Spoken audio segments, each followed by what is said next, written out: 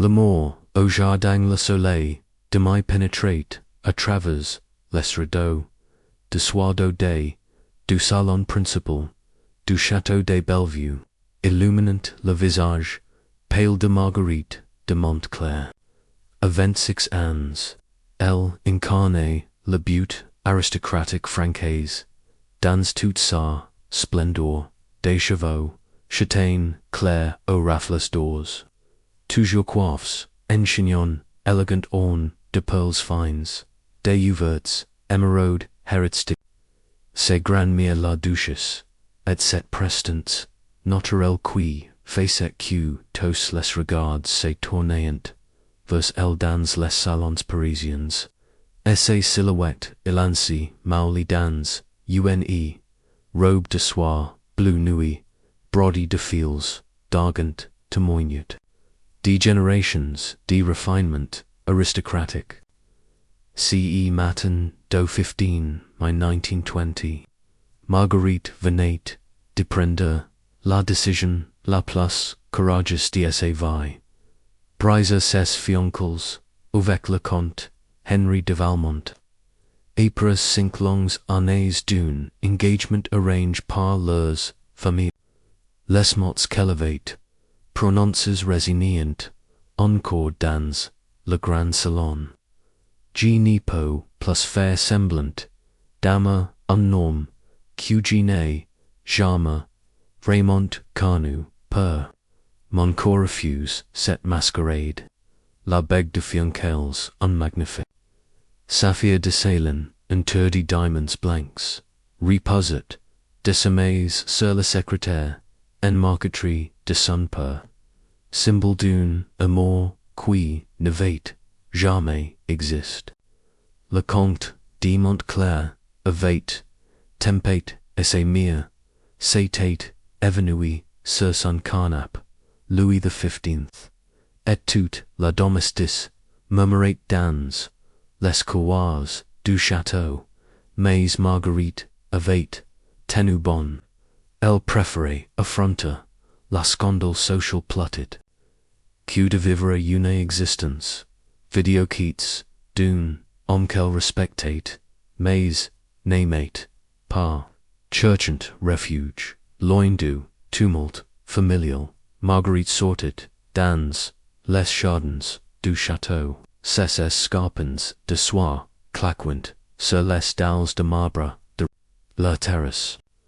Le domaine de Bellevue s'étendait sur plus de 50 hectares, avec ses jardins à la francaise, dessins aux vii et sécles, ses bosquets romantiques, ses bassins, ornes de statues mythologiques, et ses serres aux fluorescentes, les plus rares orchidées d'Europe. C'est près de la roseraie, dans l'allée bordée des bizetails, qu'elle appliqua pour la première fois le rond du bois. Il était agenouillé près des rosiers, Madame Alfred Carrieri, ses mains experts, talent délicatement les branches, avec une précision d'artiste.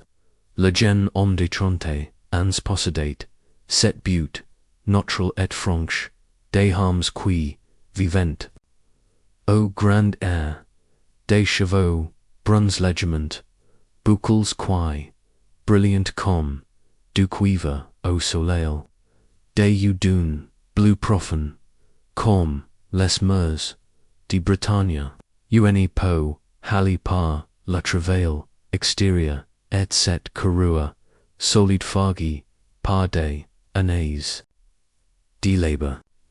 Ses vêtements simples, pantalons de toile brune, chemise blanche, manches, retrousses, gilets de cuir n'y parvenant pas à masquer l'élégance naturelle de ses gestes. Fils de fermier du village voisined, Laurent avait commencé comme agent au château à l'âge de 6 ans. Ses passions pour les plantes, son intelligence naturelle et son dévouement lui avaient value de gravir les échelons, Usquois, Devannier, Jardinier, en chef du domaine. Il connaissait chaque fleur, chaque arbre du parc, comme s'ils étaient ses enfants, étaient ses mains, bien que caliases par la travail, maniant les outlistes des jardinage, avec une grace qui fascinate Marguerite. Mademoiselle de Tillen, ses relevant prestament, et en tantant respectueusement, son chapeau de pale, revelant ses traits fins, et ses joues coloris par l'air du matin, ses yeux bleus, ses pesarent sur elle avec un mélange de respect et d'admiration. Discrète, continueuse, votre travail, j'ai vu en prix répondit-elle, surprise, par la douceur qui, per que dans ses propres voix. Ces roses sont jeunes, beaute, acute, extraordinaire. Quel est leur nom? Un serrère, timide mais radio éclaira, le visage de Laurent, transformant ses traits, et révélant des dents blanches, parfaites. Si y sent des roses, Madame Alfred Carreri, Mademoiselle elles grimpant, vers la lumière, comme elles vous. Ressemblant CG, puis permettre, delicates, nobles, et pleins, de grace, le cœur de Marguerite, fit un bond inexplicable. Jamais le comte, Henri ni, Louis vet parle, avec une telle poésie naturelle, elle se tarda, observant Laurent travailla, admirant la secrète de ses gestes, la tendresse avec laquelle il manipulate les fragiles pétales. Les jours suivants, Marguerite découvrit mille prétextes pour se promener dans les jardins. Elle apprit que Laurent n'était pas seulement un homme de la terre, mais aussi un auteur de passion. Ayant appris à lire auprès du cœur du village, il devrait tous les livres qu'il pouvait emprunter ou acquérir avec ses économies, Rousseau, Voltaire, Hugo, Baudelaire. Et ses petites chambres, Odysseus des écuries, d'ouvrages, de botanique, de philosophie et de poésie. Ils commenceront. Et c'est, par la presse, de la fontaine, aux nymphes, aux l'eau, cristalline, murmurate, doucement. Laurent, Louis, expliquait, les secrets de la terre, comment faire pousser la butte avec patience, et amour. Comment chaque plante fait ses personnalités, ses besoins, ses caprices. Marguerite, elle, Louis, ouvrait les portes d'un monde culturel qu'il n'avait jamais os imaginer atteindre. L'avard des livres, d'essais, bibliothèque personnelle, Louis racontant ses voyages à Paris, à Londres, à Rome. Savez-vous? Louis dit-il, un après-midi, en le regardant, greffer avec une dextérité inouïe de joins, pousses, de roses, anciennes, que vous criez, de la butte, avec vos mains, comme Michel Lange sculptait le marbre. Laurent rougit jusqu'aux oreilles, ses joues prenant la couleur des roses de qu'il cultivate. La différence, Mademoiselle Marguerite, c'est que mes ouvres vivant, respirant, parfumant l'air et évaluant, avec les saisons. Elles sont éphémères. Mais authentiques, contrairement aux statues, qui figent la butte dans l'éternité. Cette réflexion philosophique s'apprête, et enchana Marguerite. Elle commença à voir Laurent différemment, non plus comme un simple employé du château, mais comme un homme cultive, sensible, et profondement, intelligent. Au fil des semaines, leurs conversations devinrent plus intimes. Ils parlent de littérature sous la tunnel de Glyciens, mauves, de philosophie, de vangles, massifs, de pivons, roses, et blanches, d'arprès, de l'orangerie, aux fleurissantes, les citronniers, centenaires. Le Rompt récitate par cœur des vers. De Verlaine qu'ils, avait oprien secret. Marguerite chantate des arias, d'opéra qui faisant danser les papillons author de one sawyer, d'orage, de juin. Alors que des éclairs, brillant, le ciel, violet. Marguerite intended, do brute, venant, do. Le grand serre, inquiet pour les plants produces. Elle s'y rendit, et découvrit, le Rompt, latent cell, contra les elements, protégeant les joints, plants, des rafales, devant qui, s'engouffrant, par les vitres, par le grail, ses chevaux, tremps, collant à son front, et ses chemises, muy révélate, la musculature de son torse. Sans hésiter, Marguerite retrossa, et ses robes, de soie, et l'ida, à déplacer, les pots fragiles, vers un coin protège. Leurs mains, se frôlant, ensemble une, rare orchidée, bleu de Madagascar, et la, tang, sembla, suspenu, l'électricité. De la ridge, notate, rien, compare, à celle, qui passait, entre leurs. Regards, se croisèrent, intenses, charges, d'une, emotion, qu'ils, nascent, plus, neo, Marguerite, murmura, le Rompt, oubliant, pour, la première, voiceless convenances, socio. Sarvoix et rock d'émotion. G, sais Q, G, nep, bladroit. Q, nosmond D, sont si differents. Mais, G, nepo, plus me, terre. VOUS devenu, plus précieux amis, UQ toutes les fleurs, DCC, Jardin, Elle leva sa, main ganti, et posa. Tendrement, ses doigets, sur, les levers, du gen, le Rompt, mon corps, audacia, parle bien, avant, ma, raison, depuis, notre. Première rencontre, G sens en moi quelque chose, que je n'avais jamais connu. Leurs levers, se joignirent, dans un baiser qui, goûtait la pluie d'et, et la terre fertile, passion et tendre, et la foisse. C'était le premier, vrai baiser de Marguerite, celui qui révèle l'amour authentique, et fait comprendre que tout ce qui est précède n'était qu'illusion. Leur amour secret s'épanouit, comme les roses, dont le Rompt prenait soin. Ils se rec.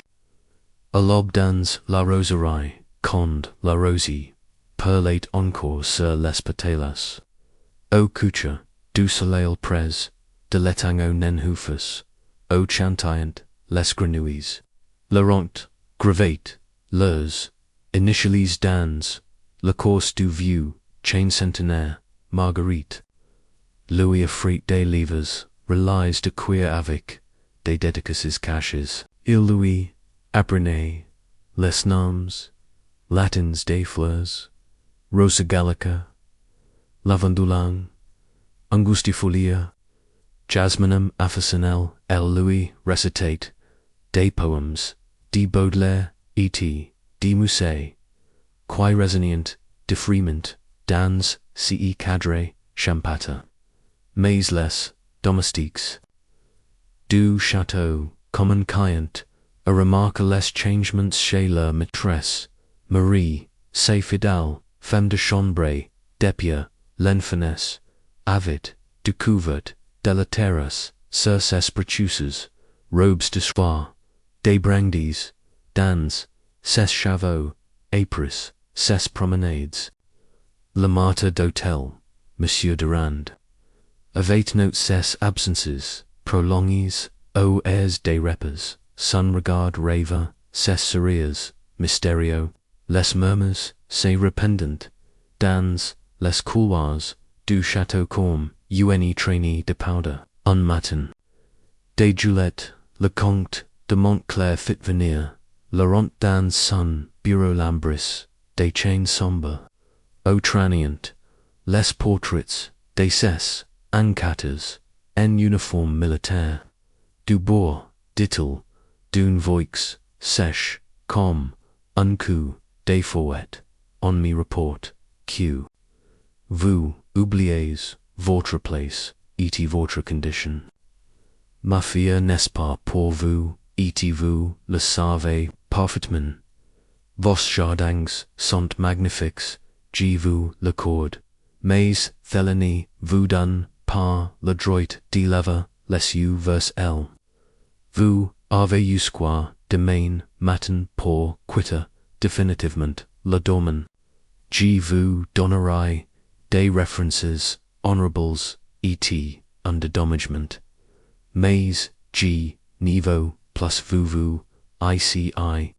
Laurent sera les poings, mais garde le tête haute, son regard bleu défiant courageusement, celui du noble.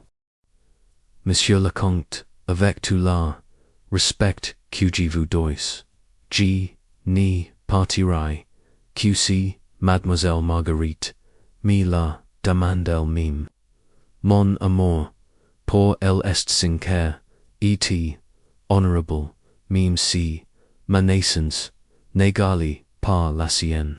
Cette nuit-là dans la serre, parfumée par les jasmines nocturnes, Marguerite attendit Laurent.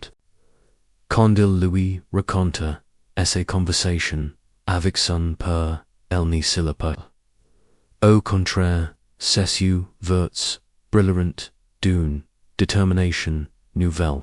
Laurent, mon amour, j'ai déjà choisi une fois la liberté contre les convenances en rompant mise. Fiançailles, nous avons maintenant du chemins possibles. Nous séparer et vivre dans les regrets éternels, ou petit ensemble, et construire notre bonheur loin d'ici.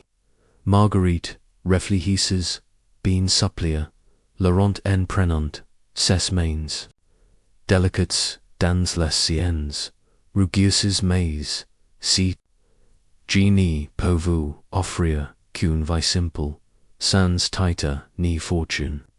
Vous qui avez toujours vécu dans le luxe entouré de domestiques, dans des châteaux et des palais, elle cueillit une rose rouge, sang de la variété qu'il préférait, et la lui tendait solennellement.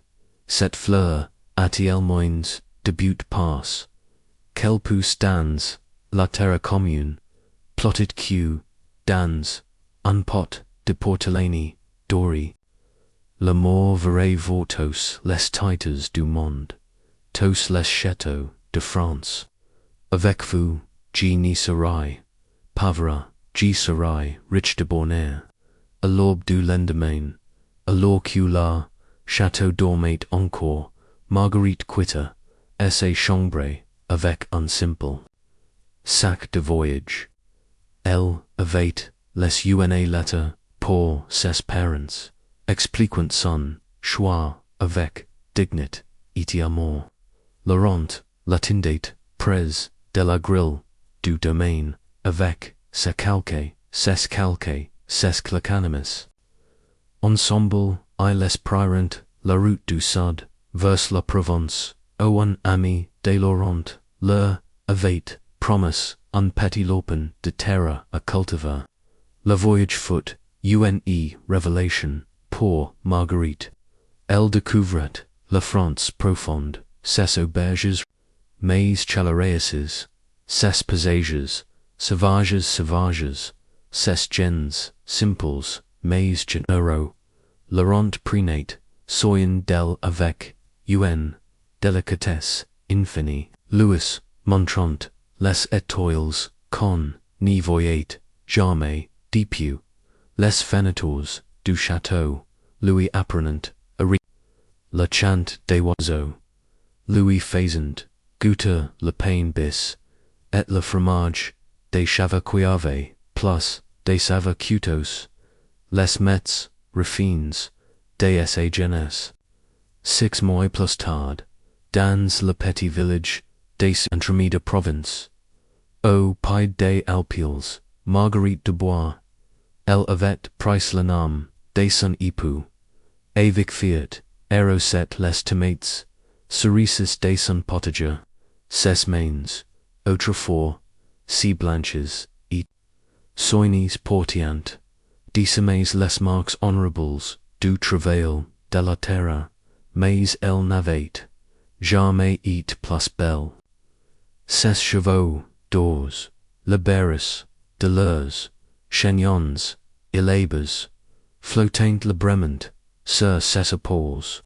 Ses épaules avaient pris une teinte dorée, ses yeux brillants d'une bonheur authentique qu'elle n'avait jamais connu au château. Laurent avait une pépinière qui prospérait au-delà de leurs espérances les plus folles, et sa réputation de homme sachant faire pousser les plus belles fleurs de la région s'était rapidement répandue.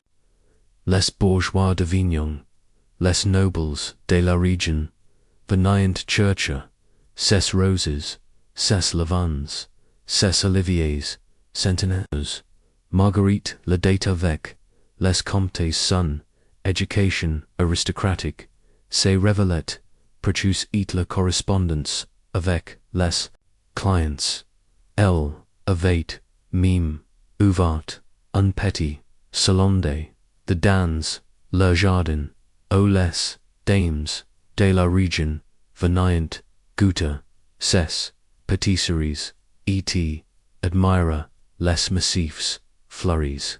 La maison, une ange Schenbergerie, rénovée, humorée, avec amour, n'avait rien du luxe du château de Bellevue, mais elle rayonnait de bonheur et d'harmonie. Les murs de pierre brut étillent, couverts de roses grimpantes, les fenêtres encadrées de lavande, bleuette blanche, le jardin qu'ils avaient créé, ensemble était devenu légendaire dans la région, un mélange parfait de romantisme français et de rusticité, provençale où les roses, anciennes côtoyant les oliviers et les cyprès, où les bassins ornes de nénuphars reflétant les câlins ochre des Alpes, le soya ossus, sous leur trial de vins antenna, Laurent lisset aot, voix pendant que Marguerite brodait des nappes qu'elle vendait au marché du village. Parfois, elle levait les yeux vers le nord, vers les tiers lointains au say, drissait le château de son enfance, mais sans nostalgie ni regret. Elle avait trouvé son véritable royaume dans le cœur d'un homme qui savait faire fleurir l'amour comme il faisait fleurir les roses. Un April, leur arrivée en Provence par un soirée au l'air embaumé, la lavande et la thyme. Laurent posa ses mains sur le ventre de Marguerite, qui commençait à s'arrondir, as tu parfois des regrets, mon amour. Louis de ses yeux bleus, brillants, de tendresse, dans la lumière, dorée du, couchant. Marguerite Sourit, posant ses mains, sur celles du sun, et ou comment, pourrais-je regretter, d'avoir choisi l'amour véritable. Nous avons plant notre bonnet de noces, propres mains, mon chéri regardes, comme il agrandit, comme il s'épanouit. Bintit, nous, orans, un petit jardinier, une petite jardinier, pour nous aider. Au printemps, suivant, Marguerite donna naissance. A des jumeaux, Rosalie et Julien, qui grandirent, intues de l'amour, de leurs parents, et de leur jardin provençal. La petite fille avait les yeux de sa mère et la passion des fleurs, le petit garçon, les yeux bleus de son père et ses mains experts, pour cultiver la terre. Des années plus tard, quand des journalistes parisiens vinrent écrire un article sur la célèbre pépinière du bois, ils trouverent un couple radio violescent avec grâce au milieu de leurs roses et de leurs enfants. Marguerite interrogeait sur son passe aristocratique qu'elle n'avait jamais caché, répondit avec le sourire serein de ceux qui on trouve la voix et héritière d'un château, c'est vrai, mais je préfère devenir héritière du bonheur dans les salons d'ors. Je n'étais qu'un bel ornement. Ici, dans cette terre généreuse, aux qu'ils de l'homme que j'aime, je suis devenu pleinement moi-même. Mes titres de noblesse, c'est désormais la beauté de ce jardin, l'amour de ma famille, et la certitude de voir choisi le vrai trésor, un amour authentique qui fleurit chaque jour davantage. Sous les étoiles de Provence, entourés du parfum indorant de la lavande, du jasmin et des roses.